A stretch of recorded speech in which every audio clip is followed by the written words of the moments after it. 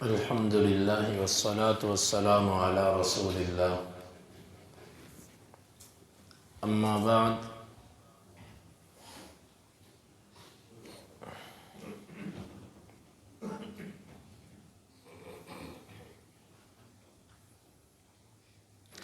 ہماری نظروں کے اندر اللہ رب العالمین کے حقوق اور اللہ تعالیٰ کی ذات جس طرح کے ہونی چاہیے وہ زبانی کلامی تو ضرور ہے،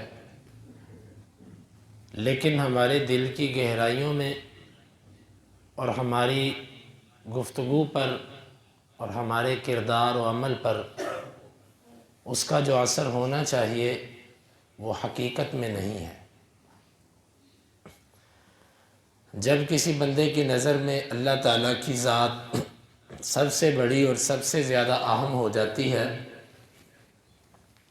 تو وہ اللہ تعالیٰ کے حقوق کو ہر چیز کے حق سے زیادہ سمجھتا ہے۔ ایک اس کی مثال آپ دیکھیں، ہمارے سامنے اگر کوئی بچہ سڑک پار کرنے لگے، وہ چھوٹا سا بچہ ہو، ہمیں پتہ ہے کہ یہاں سے تیز گاڑیاں گزر رہی ہیں، تو ایک احساس رکھنے والا ذمہ دار انسان اس کو خود بازو پکڑ کے سڑک پار کروائے گا، اسے اکیلا نہیں چھوڑے گا۔ یا ہمارے سامنے ایک بچہ دوسرے کو مار رہا ہو، ہم اس کو بچاتے ہیں اور اس سے روکتے ہیں۔ یا کوئی چھوٹا بچہ کسی آگ والی چیز کے پاس جانے لگے، ہمیں بہت زیادہ بے چینی سی ہوتی ہے، فوری طور پہ ہم اس کو پیچھے کرتے ہیں۔ چھت پہ چلا جائے اس کو چھت کے کناروں سے دور کرتے ہیں۔ اس طرح کی اور ہمدردیاں ہم اپنی روزمرہ زندگی میں دیکھتے ہیں اور کرتے ہیں۔ کیوں ایسے ہے؟ اس لیے کہ یہ انسانی حقوق ہیں، اسلام نے ہمیں اس کی تعلیم دی ہے، ہماری نظروں میں وہ اہم ہے، ہم نے اس کے لیے کوشش کی۔ لیکن ہمارے سامنے ایک بندہ نماز نہیں پڑھنے آتا، ہم گزرتے ہیں اور روزانہ گزرتے ہیں اس کے پاس سے، اسے سلام کر کے گزر جاتے ہیں، ہم نے کبھی اس کو دعوت نہیں دی۔ ہمارے سامنے ایک بندہ ایسا ہے جو شرک کرتا ہے، شرکی عقائد ہیں اس کے، ہم نے آج تک اس کو دعوت نہیں دی، بلکہ ہم یہ کہتے ہیں ٹھیک ہے یہ اس کا فرقہ ہے، یہ میرا فرقہ ہے۔ میرے محترم بھائیوں، آخر کیا وجہ ہے کہ اللہ تعالیٰ کے معاملات کو جب ہم اپنی آنکھوں کے سامنے اس کی نافرمانیاں ہوتے دیکھتے ہیں، اس کی حدوں کو ٹوٹتا دیکھتے ہیں، تو ہمیں صرف اتنا ہی ہوتا ہے کہ چلو یار اس کی نظر ہے، کوئی بات نہیں، اس کی فکر ہے، میں اس کے ساتھ اب کیا الجھوں۔ ہم کسی جگہ پر چلے جائیں، وہاں پر موسیقی چلتی ہو، گانے چلتے ہوں، بے حیائی ہو، ہماری زبانوں میں اتنا بھی نہیں آتا اللہ کے لیے کہ ہم کم از کم اس کو اگر بند نہیں کروا سکتے، اپنا حق تو ادا کریں، کہیں تو ضرور نہ، کوئی بند نہ کرے، کیونکہ میرے ذمہ بند کروانا تو نہیں ہے، میرے ذمہ تو کہنا ہے۔ آخر اللہ تعالیٰ کے حقوق ہماری نظر میں اتنے بھی نہیں ہیں کہ جتنے حق ہم انسان کو دیتا ہے۔ میرے محترم بھائیوں، یہی فرق ہے ہماری زندگیوں کا اور ہمارے اسلاف کی زندگیوں کا، کہ وہ اللہ تعالیٰ کے معاملے میں انتہائی غیور تھے۔ جب کوئی اللہ کی حد کو ٹوٹتا دیکھتے تو اس پر ان سے نہیں رہا جاتا تھا۔ ہاں، اپنی ذات پر وہ کسی بھی طرح کے معاملے کو برداشت کرتے، لیکن اللہ کی ذات میں وہ ایسا برداشت نہیں کرتے تھے۔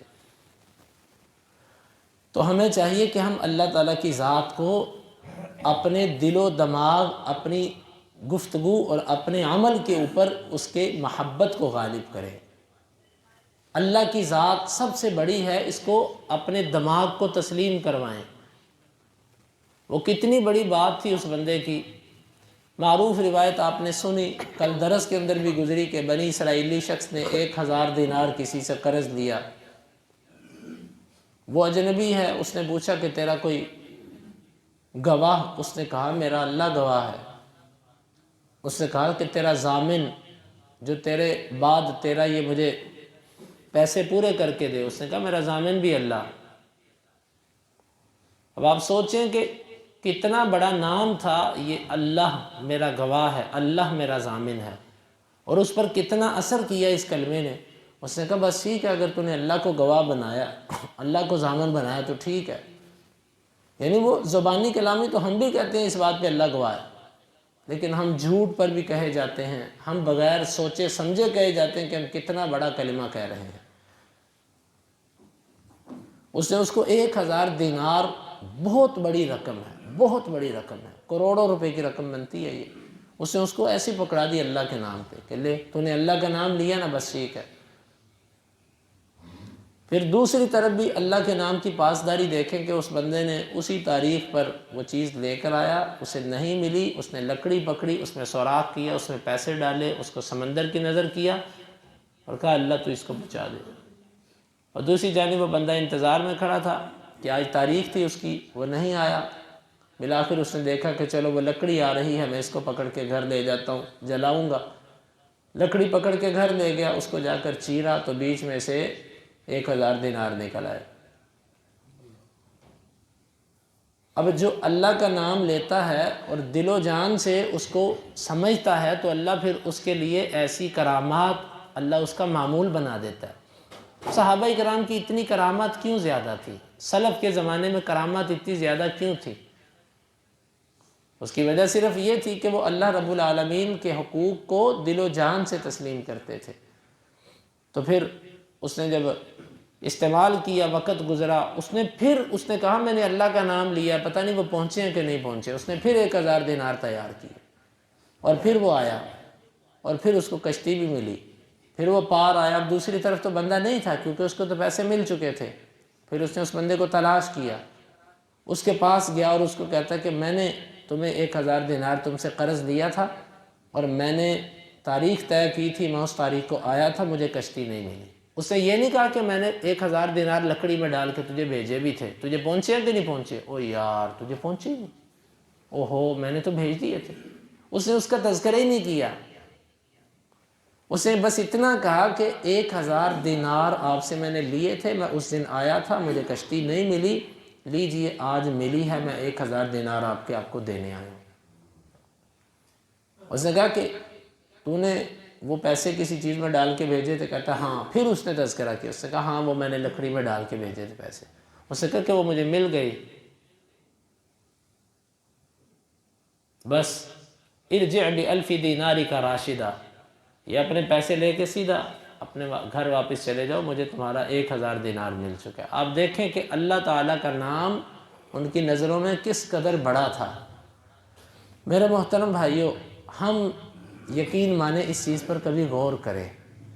ہم اللہ کی حدود کی جب نافرمانی ہوتی ہے، جب وہ ٹوٹتی ہیں اللہ کی حدیں، تو ہمیں بعض دفعہ شیطان یوں بھی کہتا ہے او یار تو اس موقع پر بولے گا، تو لوگ کہیں گے اتنا متقی رہتا نہیں، کہیں اتنا پرہیزگار رہتا نہیں، کہ چلو چند منٹ کی یہ خوشی ہے لوگوں کی، کوئی بات نہیں۔ نہیں، ہم اللہ کی حدود کو اپنے دل و دماغ پر غالب کریں، اللہ کی ذات کو بڑا سمجھیں۔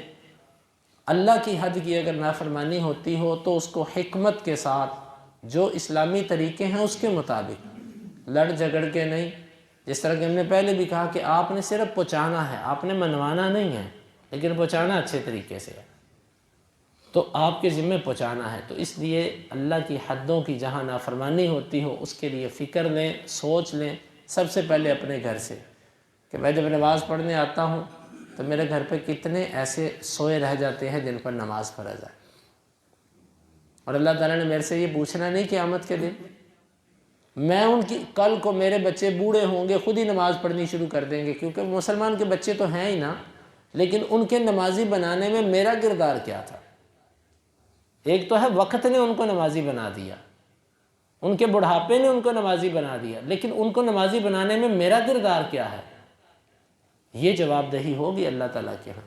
اللہ تعالیٰ سے دعا ہے اللہ تعالیٰ ہمیں حق سمجھنے کی اور اس کے تقاضوں کو پورا کرنے کی توفیق عطا فرمائے۔ سبحانک اللہم ربنا و بحمدک، اشہد ان لا الہ الا انت، استغفرک و اتوب الیک۔ اللہ علیہ وسلم پہ کثرت سے درود، غسل کرنا، بالوں کو تیل لگانا، خوشبو لگانا، جلدی مسجد آنا اور نوافل کثرت سے پڑھنا، اور خاص طور پر عصر کے بعد جو وقت ہے اس میں خاص درود اور دعائیں کرنا، یہ جمعے کے آداب میں سے ہے۔